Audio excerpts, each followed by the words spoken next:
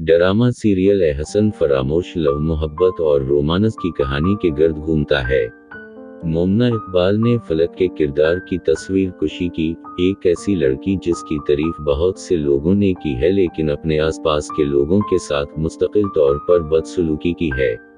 Drama में हुमायूं अशरफ कबीर का किरदार अदा करते हैं। फलक के वालिदैन ने किसी के घर पर काम किया, लेकिन बचपन में इनके गैर वक्ती इंतकाल के बाद फलक सौतेली बेटी इसे अपनी मालिकन के तौर पर ले जाती है। एक दिन एक रेस्तोरेंट में फलक की सालगिरह मनाते हुए रेस्तोरेंट का मालिक कबीर फलक से मोहब्बत करता है। इन्होंने कहा कि फलक की सौतेली बेटी के साथ ताल्लुकात की तजवीज़ करने की कोशिश करता है, लेकिन इसकी वालिदा ने इनकार कर दिया। चैलेंजों का सामना करने के बावजूद फलक और कबीर ने बिलाखिर शादी कर ली।